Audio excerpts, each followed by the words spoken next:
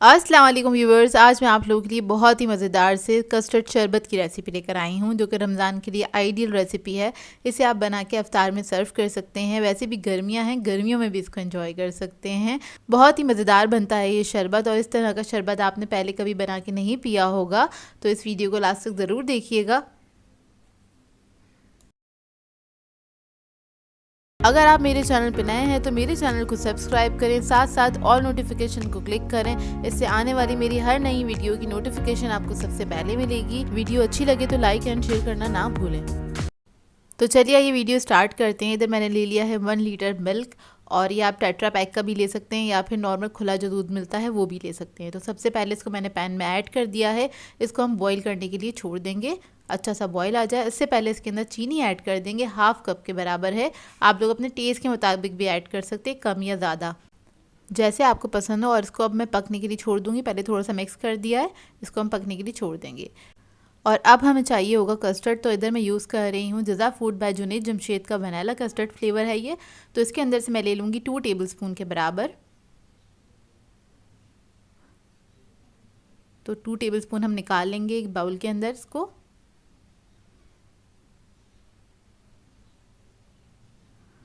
और इसके अंदर मैं ऐड करूँगी थोड़ा सा पानी, और इसको हम डिज़ोल्व कर लेंगे अच्छी तरीके से।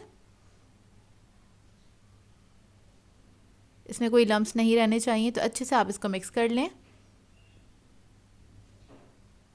तो ये देखिए मिक्स हो गया अच्छी तरीके से। अब इसको मैं साइड पे रख दूँगी।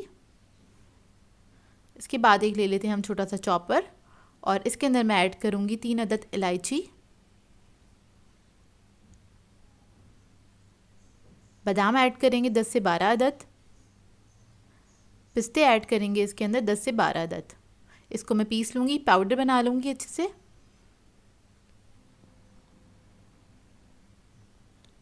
तो देखिए इतने में हमारा दूध भी बॉईल हो चुका है। इसको हम मिक्स कर लेंगे अच्छी तरीके से। एक बॉईल आ जाए तो आपने इसको मिक्स कर लेना है अच्छी तरीके से।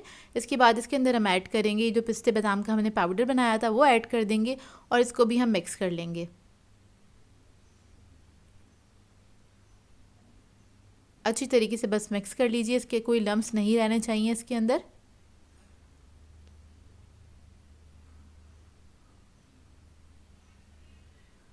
जब ये अच्छे से मिक्स हो जाएगा फिर हम इसके अंदर कस्टर्ड ऐड कर देंगे जो हमने डिज़ोल्व करके रखा था।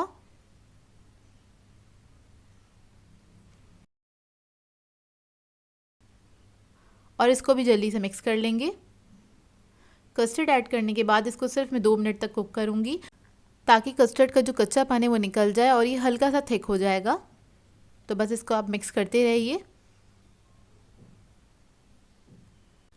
तो इधर 2 मिनट हो गए हैं इसको पकते हुए, और अब मैं इसकी फ्लेम ऑफ कर दूंगी और मैं दिखा देती हूँ कितना थिक हो जाएगा ये देखिए। इस वक्त आपको बहुत थिन लग रहा है, लेकिन ठंडा होने के बाद अच्छा थिक हो जाएगा। अब इसको मैं ठंडा करने के लिए रख दूँगी फ्रिज में। तो इधर हम बना लेते हैं जेली। जेली बनाने के लिए हमें चाहिए होगा 2 कप पानी। तो एक पैन में ऐड कर दिया हमने 2 कप पानी। पानी ऐड करने के बाद हम इसके अंदर ऐड करेंगे स्ट्रॉबेरी जेली, जो कि जज़ा फूड बाय जुनैद जमशेद की। तो ये इसके अंदर हम ऐड कर देंगे 1 पैकेट। ये ऐड करने के बाद इसको हम मिक्स कर लेंगे अच्छी तरीके से। और मिक्स करने के बाद आपने सिर्फ 1 मिनट तक ही इसको कुक करना है। तो देखिए ये पक चुकी है अच्छी तरीके से। अब इसको मैं निकाल लूँगी, फ्लेम ऑफ कर देंगे हम इसको। और इसको आप किसी भी चीज़ में निकाल लीजिए ताकि अच्छे से सेट हो जाए। और जेली निकालने के बाद इसको मैं रख दूँगी 10 मिनट के लिए फ्रिज में। नहीं तो आप इसको काउंटर पे भी छोड़ सकते हैं, आधे घंटे में सेट हो जाती है बहुत अच्छे से। तो देखिए जेली हमारी बहुत अच्छे से सेट हो गई है। अब इसके मैं क्यूब्स कट कर लूँगी इस तरह से।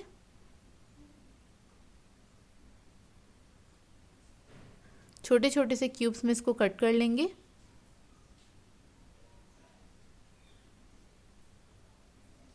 तो देखिए इसको हम निकाल लेंगे इस तरह से। अब आ जाते हैं हम अपने शरबत की तरफ। तो देखिए कस्टर्ड हमने जो बना के रखा था वो ठंडा हो गया है। ठंडा होने के बाद ये कुछ इतना थिक हो जाएगा। और अब मैं इसको मिक्स कर लूँगी अच्छी तरीके से, ताकि इसके अंदर कोई लम्स ना रहें। विक्स की मदद से आपने इसको अच्छे से मिक्स कर लेना है।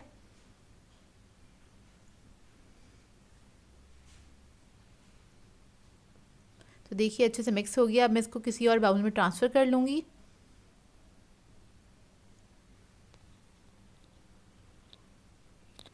इसके बाद इसके अंदर मैं ऐड करूँगी बर्फ़। तो आप बर्फ़ अपनी मर्ज़ी के मुताबिक ऐड कर सकते हैं, कम या ज़्यादा जैसे आपको पसंद हो।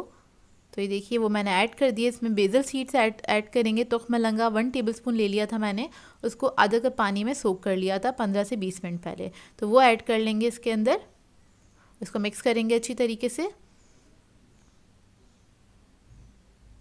जब ये अच्छे से मिक्स हो जाएगा तो हमने जेली जो बना के रखी थी वो भी हम इसके अंदर ऐड कर देंगे और इसको भी मिक्स कर लेंगे। तो ये मज़ेदार सा शरबत हमारा रेडी हो जाएगा। इसको आप ठंडा ठंडा सा सर्व कीजिए, अफ्तार में सर्व कीजिए, चाहे तो गर्मियों का मौसम है अभी आप गर्मियों में भी बना के इसको एंजॉय कर सकते हैं, जो कि बहुत ही मज़ेदार बनता है, हेल्दी है और रिफ़्रेशिंग भी बनता है ये शरबत। तो इसको मैं गिलासेस में निकाल लूँगी।